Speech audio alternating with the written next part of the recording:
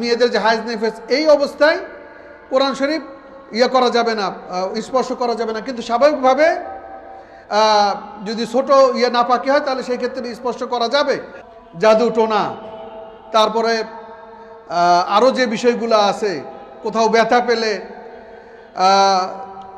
বিভিন্ন রকম বান মারার কথাই বলি না কেন, শয়তানের পড়ি না কেন, যেহেতুগুলো সেগুলো কোরআনুল কারীম যদি কেউ পড়ে, নিয়মিত কোরআনের উপর যদি আমল করে, বিভিন্ন আয়াত, কতগুলো পুরা সূরা, তাহলে এইগুলো আপনার জীবনে, আমার জীবনে, কারো জীবনে ঘটবেই না। কিন্তু আমরা কি বুঝি না, না বোঝার কারণে ওই এমন ওঝার কাছে যাচ্ছি, সে বিভিন্ন রকম কালীর নামে, দেবীর নামে, সরস্বতীর নামে, বিভিন্ন কিছুর নামে সে আপনাকে আমাকে শিরকের মধ্যে ঢুকে দিচ্ছে। আবার বলতেছে যে আমি মুসলমান, আমি কবিরাজ বলতেছে যে আমি মুসলমান, কিন্তু জীবন বাঁচানো ফরজ, এই জন্য শিরক হলেও জীবন বাঁচাচ্ছি। আস্তাগফিরুল্লাহ। চিন্তা করেন কত বড় মারাত্মক ব্যাপার। তার কাছে সে মুসলমান, অথচ চিকিৎসা দিচ্ছে জাদুটোনার ওই কালীর নামে দোহাই দিয়ে। তাকে যখন বলা হচ্ছে যে মৃত্যুপথের যাত্রী, একে আমি বাঁচাবো না, এটা জীবন বাঁচানো ফরজ না, এরকম কথা বলতেছে। চিন্তা করেন তাহলে সে তার কিয়ামতের ময়দানে আর তার জান্নাতের কোনো অংশ তার জন্য বাকি থাকলো না। একইভাবে যাকে ওই চিকিৎসা দিল তারও আর কিছু বাকি থাকলো না, সব শেষ, সব শেষ। ইমানের আর কিচ্ছু নাই তার ভিতরে। এই জন্য কোরআনুল কারীম যেন আমাদের হাজারের মধ্যে বা কোরআন পরিত্যাগের মধ্যে যেন আমরা না পড়ি। সংক্ষিপ্ত করে বলি, কোরআন তেলাওয়াতের সময় যে আদবগুলো আমাদের রক্ষা করা দরকার, একটা হলো নিয়ত।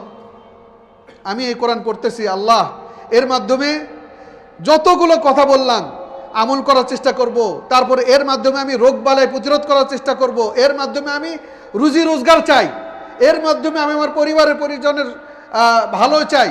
আমি এর মাধ্যমে দুনিয়াতে কল্যাণ চাই, আখেরাতে এই কোরআন আমার জন্য যেন সুপারিশ করে। এই ধরনের নিয়তগুলো একই সাথে কি করা দরকার? ব্রেনে নিয়ে আসা দরকার। তারপর শুরু করলাম আউযু বিল্লাহ, বিসমিল্লাহ। তার আগে এগুলোর সাথে সাথে আবার কি করা দরকার? উচিত ভালো হলো কি অজু করে, অজু রাখা। যদি সম্ভব না হয়, এটা নিয়ে বেশ কথা আছে। কেউ বলছে যে একেবারে বড় যে অপবিত্রতা অথবা মেয়েদের যে হাইজ নেফেস এই অবস্থায় কোরআন শরীফ করা যাবে না, স্পর্শ করা যাবে না। কিন্তু স্বাভাবিকভাবে যদি ছোট নাপাকি হয় তাহলে সেই ক্ষেত্রে স্পর্শ করা যাবে। কিন্তু আমার কথা হলো যে এইগুলো থেকে বের হয়ে আসি, চেষ্টা করব কি আল্লাহ রাব্বুল আলামিন এই মহাগ্রন্থ, মহাকালাম, এটাকে আমি অজু ছাড়া স্পর্শ না করার চেষ্টা করব। এটা হলো মতভেদ থেকে বের হয়ে আসার সহজ পদ্ধতি। এরপরে আরেকটা হলো যে যখন আমি কোরআনটা তেলাওয়াত করব, কোরআন পড়ব, তখন চেষ্টা করব কিবলামুখী হওয়ার। এটা সুন্নাত নয়, কিন্তু একটু মুস্তাহাব্বাতের মধ্যে ভালো, কিবলার দিকে হয়ে পড়া। এরপরে আরেকটা বিষয় হলো কোরআনুল কারীম যখন আমি পড়ব তখন কি করব? তার আগে একটু সেওয়াক করে নেব, মেসওয়াক করে নেব। কারণ আল্লাহ রাব্বুল আলামিনের কালাম পড়তেছি, এটাকে যেন একটু সুন্দরভাবে পবিত্র হয়ে যেন পড়ি, সেই চেষ্টা করতে হবে। আরেকটা বিষয় হলো তাহসিনুস সাওত, খুবই একটা গুরুত্বপূর্ণ পয়েন্ট। যেইভাবেই যার সাউন্ড যেরকমই হোক না কেন, চেষ্টা করতে হবে কি একটু সুর করে পড়ার জন্য। এটা আমাদের মধ্যে নাই, এটা কিন্তু নাই। কারণ এটা না থাকার কারণে কি হয় জানেন? এটা না থাকার কারণে কোরআন পড়ে শান্তি পাই না।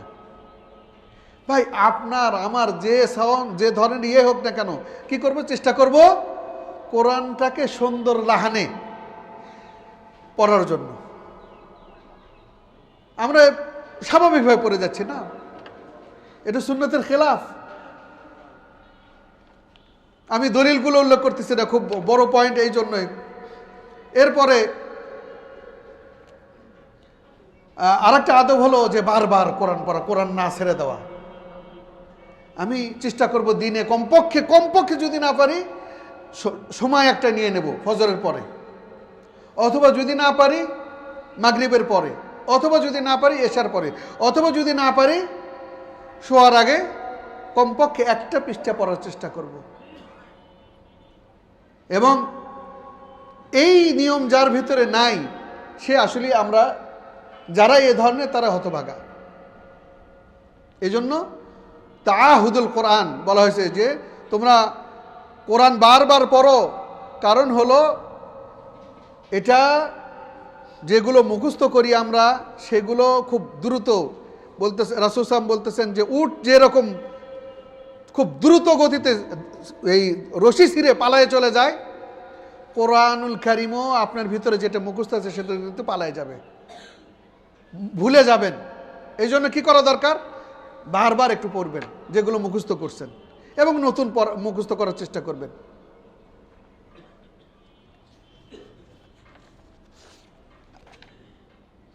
তো আমাদের সময় খুব সংক্ষিপ্ত, এই ব্যাপারে আমরা আর করতেছি না। আশা করি আমাদের শেখ হারুনে এই ব্যাপারে কোরআন পড়ার বিষয়গুলো বেশ কিছু বিষয় পয়েন্ট দেখলাম মনে হয় তার ছিল। তো সহজ করে যদি বলি, কোরআনুল কারীম এবং রমজান এই দুটা কি একেবারে সম্পূরক, একটা থেকে আরেকটা আলাদা করার সুযোগ নেই।